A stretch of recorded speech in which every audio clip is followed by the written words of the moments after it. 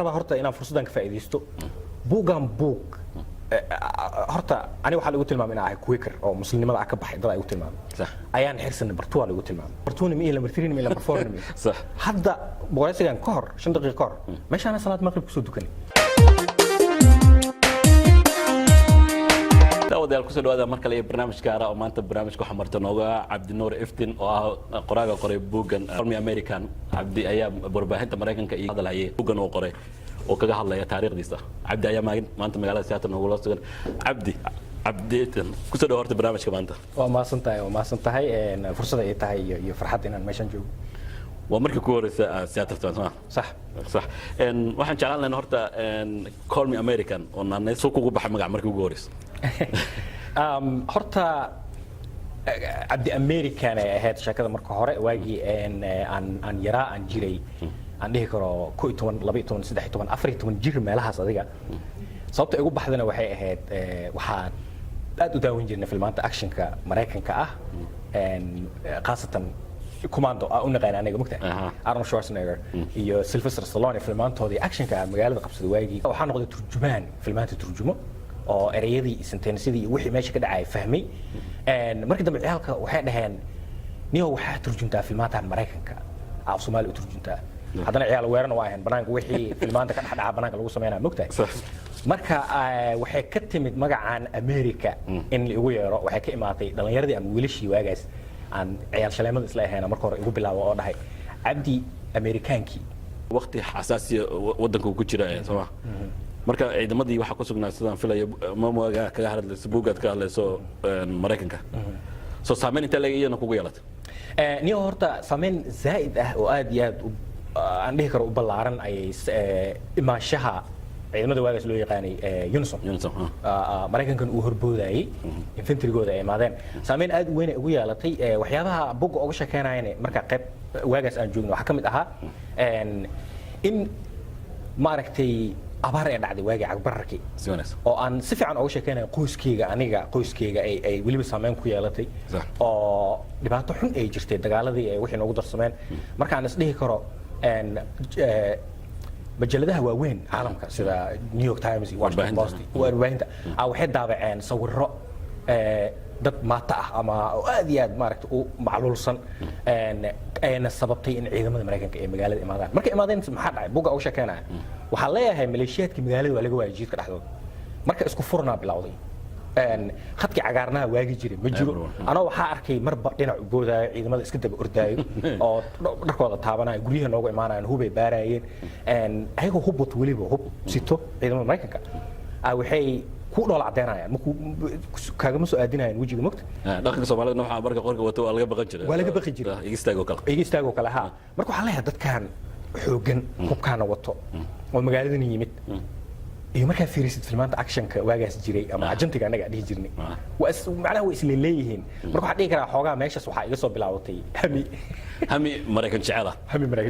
waa ka maanta halka ku keenay process wuxuu ku qaatay waqti aan ka hadlayno waa dhowr 10 sano ka hor almost 30 sano ku dhawaad dhawaanna waa soo gashay marka timad waxyaabihi movie ka daawanaysa ahaan mu kula kulanta dhulka waxa u socotaa cajiibka ahaa filmaanta ka arki jirtay markaas soo degay elboorka soo degay umada elboorka dhexdiisa joogto waa Boston waa taqaana waa diverse waa lagu wada badan yahay dad marka waxa joogo mid madow salaami aslaha bal Eddie Murphy amuya ninkan wuxuu ugu hadlay waa Nigeria kamid marka qofka dadka meesha ka shaqeeya waa dad gaagaaban sida u maleynaya xoog iyo awood iyo malahan qoys waxa jira aniga cadaan ahaa markaas main deganaa soo waday oo meesha igu yimid waa dad xabadka igu eg oo gaagaaban waay marka wali buuga u sheekeynaa I'm being honest with that waxa leeyahay Mareykanka sa u maleynaya ma aha marka waxa imid August 12keedii 2014 maalin ka hor waxa la dilay wiil madow magaciisa la oran jiray Michael Brown waxaan 3 maalin 4 maalin gudaheeda ku soo baxay barnaamij loo yaqaan Black Lives Matter oo aniga maskaxdeeda ilaa way qaadi lahayd waxa la wadankaana timid فورم aan buuxiyay formka waxa ku qornaa Caucasian Asian Latino African American waxa noocaas oo kale صح adna African American kii doorat ha aniga Soomaaliyan ahay ama qabiil isku aqoonsana ama wajigeena qaabkeena isku aqoonsana magta Soomaaliyan ahay wadan iyo waxyaabahaas oo kale jiri jirtay marka Mareykankani waxay ila noqotay meel sidii aan filayay iyo rajadii aan ka lahaa iyo macnaha wixii aan islahaa ani cadaan iyo madow ay sanaayeen ina qabiilkii wadankii ku soo xasuusiyay qaab farsamaysan oo laakiin qabyaaladii wadanka ka duwan oo ka yara duwanada casriyeysana ka jirto marka aniga waxa asarkabo aan leeyahay markii magaalada Maine waxay ka mid tahay meelaha ugu cadaanka badan wadanka Mareykanka 90 something 97 wakaas 97 iyo above marka dadkii tuulada aan ku soo degay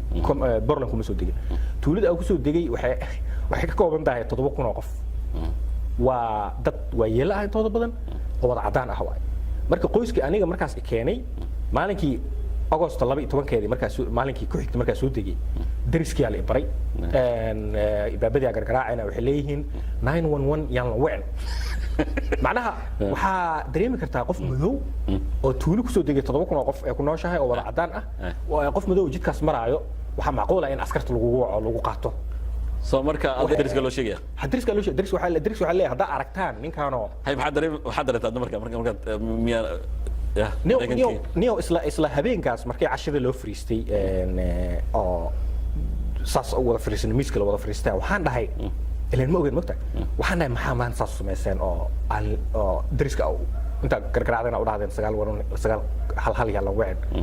marka waxay dhaheen maadaama adiga anaga nagu soo biirto qoyskeena ka mid tahay sax dariskana ay yaqaanaan qof color madow ah aan joogin marka waxaan ka baqanay inay haday ku arkaan adigoo farasteena saaran ee guriga farasta joogto marka adoo farasta saaran wadada marayso ama adigoo meelka warqadaha meesha yimaado soo qaadayo ama adoo mowin sameeynaayo meesha mashiinka la saaran haday ku arkaan adoo macnaha guriga property-ga dhexdiisa taagan dariska ku arkaan waxa macquul ah ilaan sheekooyin badan Mareykanka waa ka dhacday qof madow in lagu qaldamo la waco marka aniga waxay dhahan waa wax dhibaato ee maka wadine waa ku digeen on kaliya in dhibaato muxuu ahaa aysan ka soo gaarin reerkan aad ku soo degtay waa reer iyagana historiga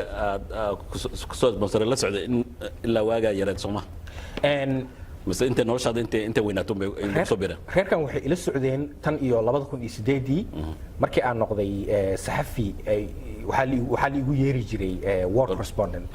macnaha ilan xamaran joogay xamar saxafiyiintu waa ka kala carareen qaar waalidii qaar waa carareen marka waxay noqotay meel aanan voiceska laga maqlin wixii ka dhacay meesha marka geesinima sameeyay waxay ahayd in waxyaabihii dhacay aan sawir ka qaado oo voice-kayga aan duubo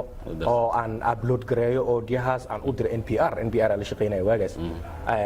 NPR-na ay publish gareyso horta qoyskan sidii ku bartay voice-kayga dhageysteen tan iyo 2008kii waxay noqdeen qayb ka mid team waxa dhismay la dhahay team Cabdi buugan waxyaabo badan baa horta ka hadlaysaa waa buug aad iyo aad u xiiso leh qayb waxaa jirta aad kaga hadlayso madaxweynaha imika wadankan aanu joogno Donald Trump markuu doorashada ku guuleystay ayuu wuxuu yiri ku dhawaaqay muslimiinta iyo waxyaabo badan in la joojiyo marka adiga xataa marka saameyn baa kugu yeelan hadii waqti inaan timaadeen marka dareenka aanka ayuu noqday markuu ku dhawaaqay arinta in la joojiyo muslimiinta horta waagu campaign-ka ninkaan bilaaway madaxweyne Trump nervous uga abuuray xanuun ugu riday waxaan ogaa inuu yahay qof aan ka aaminsanaa inuu yahay xag jir ah oo weliba u janjeero dhanka naceebka immigrantska muslimiinta Soomaalida iyo waxyaabahaas oo kale marka buugyo aanan soo bixin waxaa sameeyay opera qoray Washington Post u qoray aan leeyahay sheekadeeda storygeyga is why uu ninkan u baahan yahay inuu akhriyo uu dhageysto ilan wuxuu leeyahay moogtaa dadkan waa caajis loo leeyahay wadankan iskiimaada waxa uma qabsadaan marka ninka markii la soo doortay horta sheyga koowaad aan dareemay bogana waa uga sheekeeyay waxaan leeyahay November markii aan soo kacnay doorashada dhacday kadib 9 iyo 10 waxayna la noqotay عجيب مسجال اسكو دردرا روح ليه هي هل اسلاليو هل اسكو ورهايو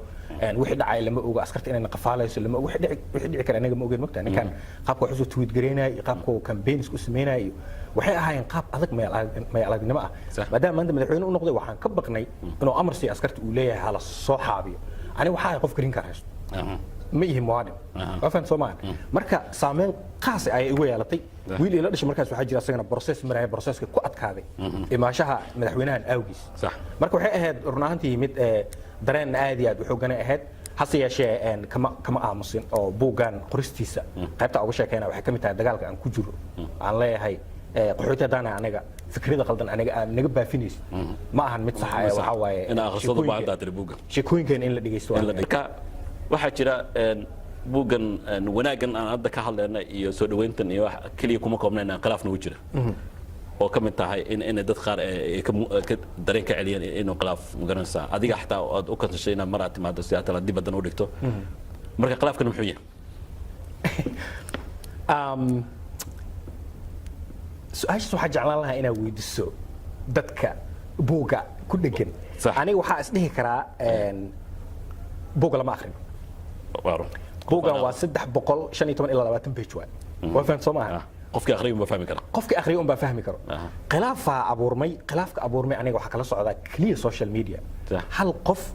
oo bini aadina oo buugaas wax ka sheeganayo aniga ila soo xiriiray inta qore wax ka sheeganayo ma jirto 25 fariin oo igu timid Facebook oo aflagaada ah iyo hanjabaad ah oo qaarkood xitaa ay leeyihiin nolosha laga qaadaya waa jirtaa dhibaatada jirta waxay tahay horta saxibadnimada ku badbadlaa Soomaalida waxa dhihi lahaa buugan waxaan rabaa horta inaan fursadan ka faa'iideysto buugan buug horta aniga waxaa lagu tilmaamay inaan ahay quicker oo muslimnimada ka baxay dad ay ugu tilmaamay ayaan xirsan bartuwa lagu tilmaamay ani ayaan xirsan macaayo qof bin aadina oo Soomaali ah diin alaali diintu haysto dhaqan alla kan ku haysto qof intuu meel soo istaago caynay mihi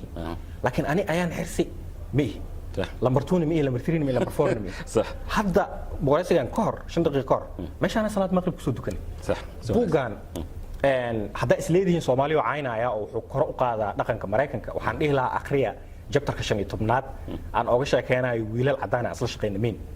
waxa la siligayga garabka ku wataa way igu qoslaan